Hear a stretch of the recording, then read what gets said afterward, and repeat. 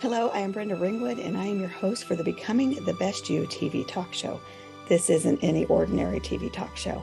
It is a show about becoming the best version of yourself. The change is possible if you really want it.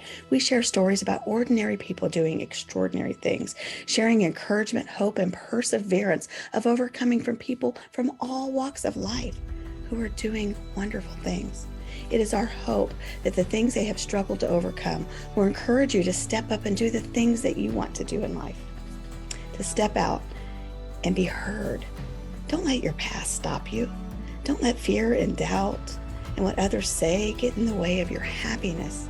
Stay tuned as we share amazing stories in hopes that your dreams will unfold. And remember to always put your crown on. Wear that crown, because only you rule your kingdom. Hi, my name is Marie Cosgrove, and I am a resilience expert. I really believe that unless you have resilience roots, you really can't move forward in life. I was born to a mentally disabled single mom, and I am a product of rape. Every doctor said that I should be aborted. My mother was in a coma for months. The doctor said they needed to pull the plug. My grandmother's roots were so strong in her faith that she told everybody to pray all night long, even though the priest was there ready to give the last rites. And my grandmother prayed. The very next day, my mother opened her eyes and she had to learn how to walk, talk, and do everything all over again. And despite all of the challenges, those strong roots are the reason why I am here today. And I'm able to deliver a very compelling message to your congregation about resilient roots. Because if it wasn't for my grandmother's faith and her resilient roots and my mother's faith in God and in Jesus Christ, I wouldn't be standing here with you today. So if you need a message on resilient roots, give me a call, Marie Cosgrove, the resilience expert.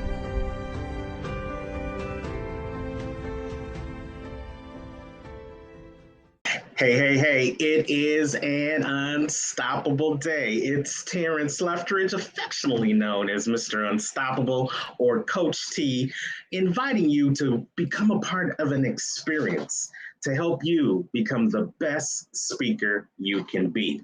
Come on and join us at the 8-week Becoming the Best Speaker You Can Be Mastermind Group.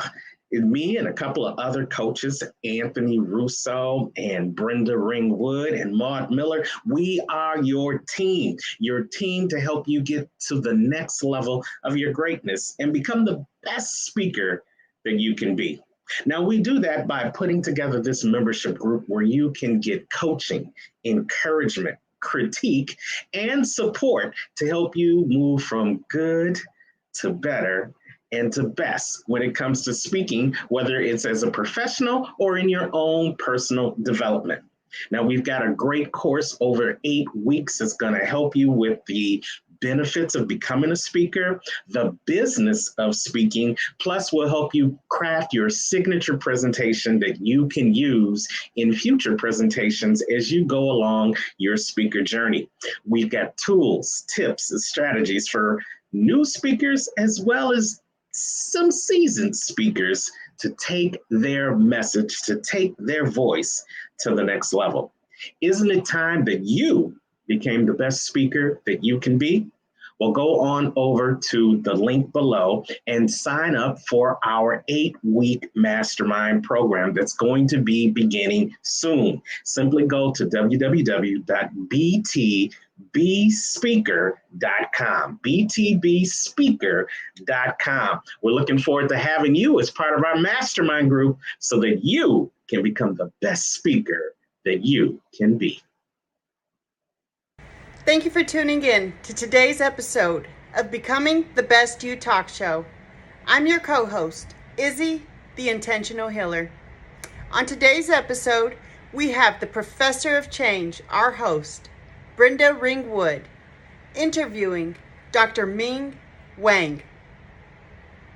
Grab your popcorn, grab your favorite drink, and enjoy.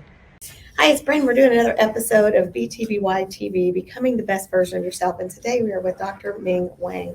And let me tell you, I just witnessed some amazing things. He was gracious enough to let us see a procedure.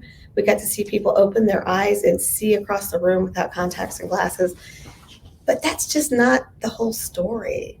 There's so much more to Dr. Wang. So, tell them a little bit about where you're from before we even get into why you do what you do. Thank you, first of all, Brenda, for the opportunity. You bet. What you're doing is very important to provide information, inspirational stories to people that in the world that we need hope, right? Yes. In a very challenging world today with the pandemic, with the war in Ukraine. And I always realize that with all these things going on, it just reminds us how blessed we are to be able Absolutely. to live in America, to enjoy the freedom we have. And sometimes we just don't appreciate enough, We take it for granted. Exactly. It's human nature, I guess. If you always had freedom, you do, one can take for granted. In terms of where I came from China, the other side of the earth. Mm-hmm. I grew up in a time during a time called Cultural Revolution. It's crazy if I tell you what happened is that nobody can believe it here in the West. From 1966 to 1976, 10 years, the government shut down all universities and colleges of entire China for 10 years. Goodness, that's forever. 10 years. Yeah. And forcefully deported every single high school graduate to some of the poorest part of the country and condemn each one of us a life sentence of hard labor and poverty. Life sentence. In your own country. In our own country. Oh, wow. So over 10 years of cultural revolution, really cultural holocaust, by shutting down all universities and colleges of entire China, they sent away to labor camps 20 million young people. That's horrible. Yeah. So I finished my ninth grade, 1974. I was 14. I was born in 1960 in a city called Hangzhou near Shanghai. So 1974, I was 14. I finished my ninth grade. I was a stray student because I worked really hard. Mm-hmm. I grew up in a very poor family. The combined salaries of my parents every month were only $15. Ooh. So me, my younger brother, and my parents, we had to live on $15 a month. So mom and dad always said, study hard, study hard. Education was the only way to get out of poverty. Right. So I studied really hard. So 1974, I was 14. I finished my ninth grade. I was a stray student. I was looking for attending 10th grade and beyond when the deportation order came down to me as well, just like 20 million others. I got kicked out of school and I was never allowed to go back. And I was going to be sent away to labor camp for life, just like 20 million others. In order to escape this devastating fate of being sent away to labor camp, I found out that if I could play a music instrument or if I could dance, I might be getting what they call communist song and dance propaganda troupe. Uh-huh. If I could do that, I might be able to avoid being sent away to labor camps, being allowed to stay in the cities, because government still needed musicians and dancers in the cities for its propaganda troupe, song and dance troupe. And then something happened. My little scheme of avoiding being sent away to labor camp by playing music, learning dancing, got discovered by the government. Oh, They realized I was playing music instrument, learning dancing with an ulterior motive, really not for music or dancing, but to avoid being sent away to labor where they were camp. putting you, yes. Yeah, so they stopped my music, dancing, and practice. It's interesting that these days here in America, sometimes friends come and talk to me, say, oh, Ming, so nice, you have hobby, you can play an instrument, you can dance. It must be nice to have these hobbies. You know what I say to them? I say, I didn't learn these as hobbies. Right, you learned them to survive, yes. Yeah. So everything I tried failed. I couldn't avoid being sent away to labor camp. So I was going to be sent away to labor camp for life. Then 1976, I was 17. I was about to be actually sent away to labor camp for life. Yeah, it was prison. It's prison. The dictator died. So I got lucky. The dictator died. So all of a sudden, China woke up, realizing what a tragic mistake it has made by having the Cultural Revolution for 10 years, from 1966 to his own people, having destroyed the future of 20 million young people by shutting down universities and colleges for that 10 years. So they stopped the Cultural Revolution, reopened all the colleges, and mom and dad came home one day. They said, Ming, you might be to go back to school. I thought I'd never be able to hear that in my lifetime. I said, really, when? Mom said, maybe tomorrow. I said, should I go back to ninth grade? Because 3 years ago, I was 14. I got kicked out of school after ninth grade. In the last 3 years, I've been out of school. I've been playing music, learning dancing, or to avoid being sent away to labor camp. Now there's a chance to go back to school. Should I go back to ninth? Guess what my dad said? He said, no, higher. I said, 10th? He said, no, higher. I said, 11th? He said, no, higher. I said, wait a minute, Dad, you want me to go back to school, but you want me to jump 3 years ahead overnight from 9th to 12th. Have you never studied 10th, 11th, 12th? He said, yes. Wow. I said, why? He said, only 12th graders are allowed to participate in the college entrance exam, the first college entrance exam in China in 10 years. Because Universal College was shut down for 10 years. I said, why can't I wait for 3 years? You guys are crazy. Yeah. Mom said, we're not crazy. She said, how long? She asked, how long did the communist government shut down colleges? I said, 10 years, from 1966 to 1976. She said, okay, we're in 1976, all right. They did reopen all the colleges, all right, but is a guarantee they will not shut down college again next year for another 10 years. So I said, Mom, you're right. It's a dictatorship. They can do whatever they want. There's no freedom. No freedom. So Mom said, you got it. Either you try to go to college this year by jumping 3 years ahead overnight from 9th to 12th, have you never studied 10th to 11th, 12th, and compete against other 12th graders for the 1% chance of getting to college. Or you may never be able to go to college. So you had to. So I had to do. So I got so stressed out. I said, how can I help? How can I do that? Mom and Dad said, we're going to help you. So during daytime, they were working very hard. At night, they borrowed some old review questions. And we were so poor that I remember the monthly income for my parents was only $15. Mm-hmm. So we didn't have money to Xerox anything like that. So what Mom and Dad did, found little pieces of paper throughout the house, hand copied those review questions onto little pieces of papers. And every night drilled me with little piece of paper containing those questions. They made me study 19, 20, 21 hours a day. I almost killed myself studying. But I was driven by this glimpse of chance of hope. I was doing everything possible. So my autobiography, can I have a copy of my autobiography? That when I made to the examination building on day of the exam, I almost collapsed from exhaustion. I bet. Because it made me study 19, 20, 21 hours a day. No sleep, and your brain was just on overload. Yeah. I did barely get into college, but I did not want to have anything to do with the dictators anymore. I've suffered enough. So 1982, with $50 borrowed from a visiting American professor, with an English-Chinese dictionary, with a student visa, I was dropped at National Airport, Washington, D.C. With that $50, knowing no one in this country, could hardly speak English. $50 won't even buy a hotel room. Yeah. I mean, it might, but you might not want to stay there. No, exactly. Even though I was nearly penniless, but I was happy. Why? Because I had the freedom. That's what you mean when you say you escaped from China. Yes. Mm-hmm. I had good fortune attending some of the wonderful schools. Since then, I went to some very good schools. I got 2 doctorate degrees, graduated from Harvard and MIT, and 1 doctorate degree in medicine, 1 doctorate in laser physics. I figure to be a good laser eye surgeon, I need to know medicine, and also I need to know technology. Absolutely.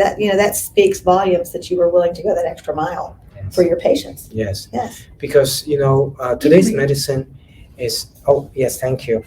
Today's medicine is so technical that it has medicine and technology. Mm-hmm. And they go together. Yes. So most of the doctors are trained in medicine.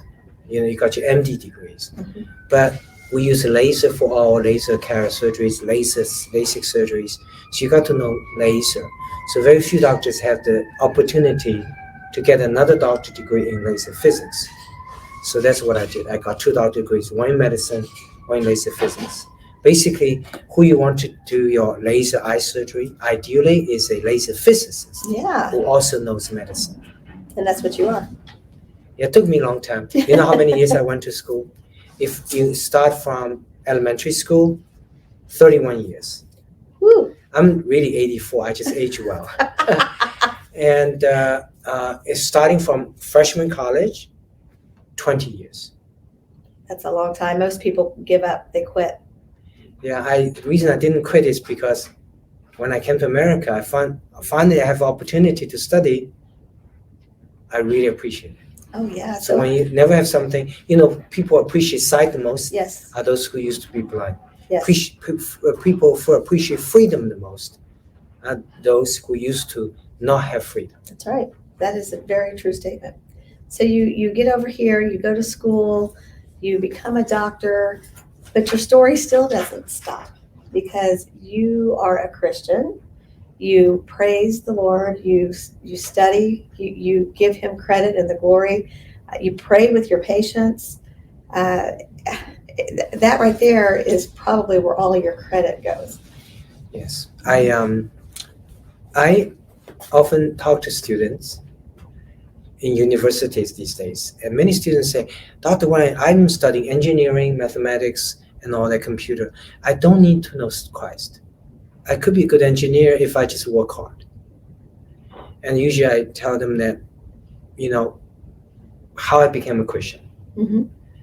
And what did becoming a Christian done for me in terms of being an engineer, scientist, Mm-hmm. laser engineer, and medical doctor, is because when I was in medical school, I was studying the eye, and I found the eye so complicated, it's impossible that random assembly of cells to form an eye. It would take trillion. Right. It doesn't happen. So without a plan, that the number of cells involved in each of our brain, involving vision, capturing, and processing, the number of cells in each of our brain is for vision is more than the number of stars that we have ever discovered in the entire universe. I don't think Big Bang Theory or Darwinism is going to create that. It's impossible that so many possible recombination that in such a short period of time will recombine itself in specific pattern form vision. So I was in crisis because I was a staunch atheist in a surviving culture in China. I finally got a chance to study. I was not going to study interesting anything else. And then I met a professor in medical school who saw I was in crisis as an atheist student. Mm-hmm. He took me out to lunch. He said, "What's a cross streaming?" I said, "That's a car." He said, "What's the difference between a car and a human brain?" I said, "Human brain is a lot more complicated." He said, "Okay. Can you imagine a random piece of metal assemble itself into a car?" I said, "No way." He said, "How about human brain?"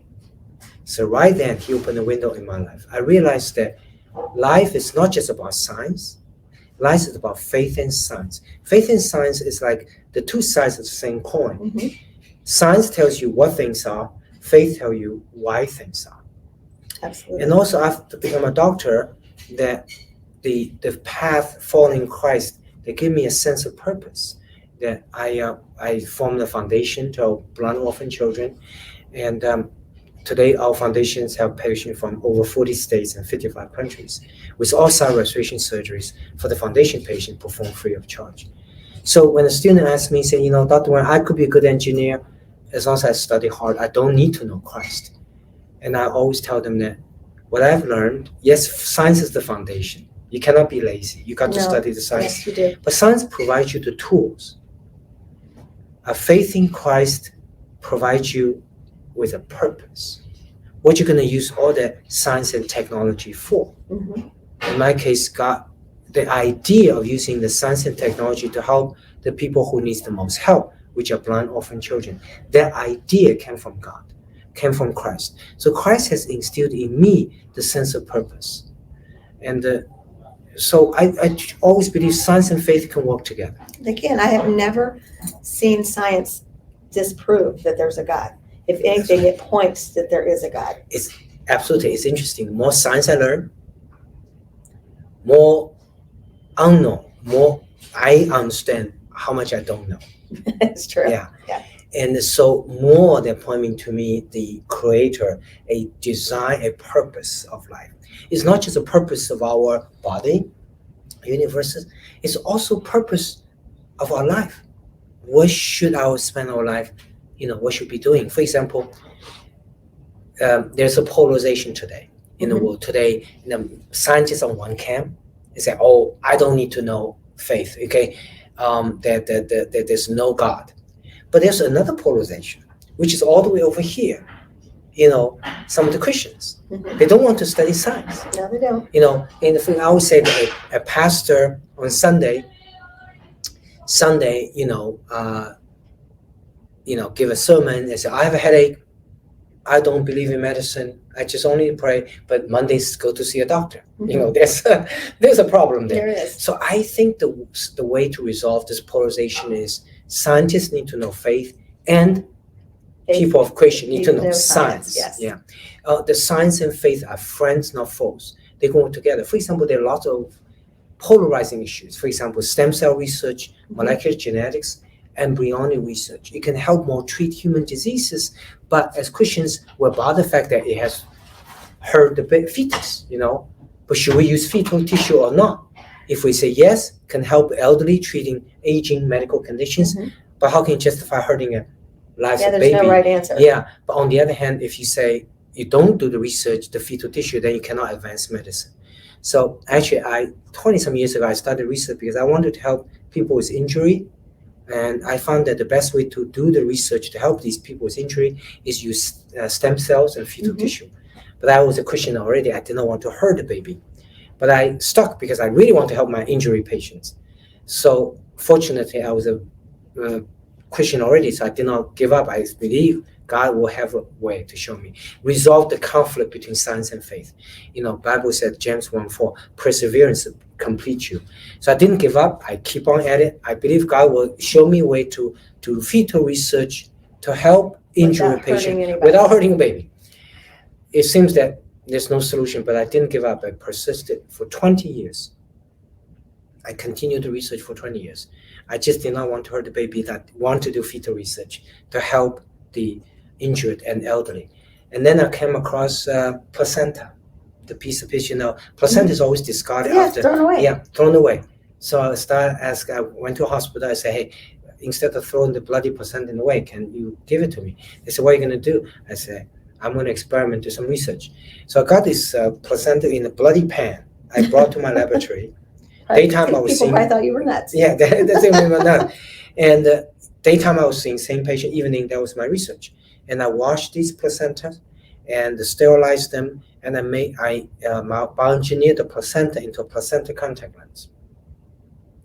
Then I put the youthful healing placenta contact lenses onto older patients' eyes. Oh, that's a miracle. And the injured patient's eyes. And basically I create a fetal-like environment for a few weeks on top of adult eye. So we invoke the fetal healing ability of the host. So the eyes can heal like a baby without scar preserving eyesight. That is amazing. So you're basically creating a new environment yes, for the eyes. On the adult eyes for a few weeks, like fetal environment. So that we invoke the fetal healing that we all used to have before we were born. That's a healing regenerative ability. We lost it when we were born, but I re-invoked the tissue, the healing ability. I got 2 US patents, and so 20-some years of research. So today, amniotic membrane contact lens has now been used by tens of thousands of eye doctors throughout the world, in nearly every nation, and millions of patients have their eyesight restored. See, that is an incredible, it's just an incredible, not your journey, but it's a miracle. I mean, it really is. Yes. It shows something that it shows we can do fetal research without hurting baby. Yes. It shows that faith and science have common ground. It shows that just because you believe in science, that you still need to, and ever more so, believe in Christ, because Christ will guide your sons. He will also give you freedom. Yes, and exactly. No more restriction, but more freedom. That's right. Because the freedom of your heart, freedom of your spirit, freedom of your mind, knowing that even if sometimes the solutions may not be there, there seems to be faith and science conflict, doesn't mean the solution is not there. I would say the true test of Christian is when solutions not clear to us, can we trust God that He will provide an answer in His way, at His time? So in this particular case, I persisted in my placenta research for 20 years. Well, God used it in his time and in his way. Yes. And he used you to do it. Yes. And he got you out of a country into a country that you can do what you're doing. That's just amazing. And I used to not understanding why God allowed me to go through the hardship during cultural abortion or the suffering. I used to not understand, because you know how it is, human being. If we don't understand the purpose of suffering, we cannot let it go. We cannot move on. But now looking back, I realized that God wanted me to go through that suffering. There's a purpose of the suffering, because when I see the next blind orphan children, I feel emotionally more connected. Like today we sing. You understand it. Yes, understand, because I used to be right suffering in their shoes. And when I see a patient with a very blind eyesight, with a condition that nobody else can have, I feel that even though I was not blind, but I would like to be blind, meaning I have used to know freedom. So I appreciate freedom so much. People appreciate sight are those who used to be blind. People who appreciate freedom are those who used to not have freedom. That's right. Like today we saw two patients. One patient with such an unusual condition, probably 1 in 100 million, such a big asymmetry that she basically kept on falling on stairs because she couldn't see the depth of things. She had no perception. Yeah, no depth perception. And second patient has this combined genetic condition of very high prescription and very high astigmatism. So I customized the treatment for them. I actually studied quite a bit. I spent lots of time in formulating a very customized special treatment for them. So that took decades of research and work. But you see the result. I know, and you also created something else. This whole smile thing you got going on. Talk to us about that. Yeah, smile is a small incision LASIK. Medicine's moving in the direction smaller incision. Like knee surgery used to have a big incision, but today is small arthroscopic incision. Small incision, fast recovery, safer, and more precise. Less chance of infection. Less chance of infection, scarring, and bleeding, everything. I mean, the patient you saw today, they walked out the room. They did. Yeah, and I witnessed it. It was awesome. Yes, and you saw it live, And I feel that we are living, as I said, in a totally polarized nation today. Meaning we're so increasingly fixated on our differences rather than appreciating what we have in common as fellow Americans. You look at the political divide, you look at the racial divide, you look at the ethnic divide, and I always wonder, we're increasingly, if we meet someone with different opinions, we tend to yelling and shouting and demonize the other person. And I always wonder why we are so polarized, why we are so unwilling to find a common ground. It's horrific, the way that people talk about things. We were just talking about that earlier today, how jealous people are. Yes. And instead of being happy for you, and I like to say, I will clap for everybody else until it's my turn, because I want to see them succeed. But people don't do that. Exactly. And now we sometimes blame on social media as always. Yes, social media exacerbate polarization for sure. But at the end of the day, I think the fact is internal in each one of us. Why we are so susceptible to the manipulation by social media that polarizes us for their economic gains. Why we're so susceptible to the manipulation by some of the politicians who manipulate us to polarize, so it's called divide and conquer. Why we're so, at the end of the day, we should look for factors within ourselves, because we all blame on everybody else, on the politicians, on the social media. We're not going to change. The only way to change as human being is find something within ourselves we can change. Wow, that was great. I hope you enjoyed it. And stay tuned for part 2 with Dr. Ming Wang.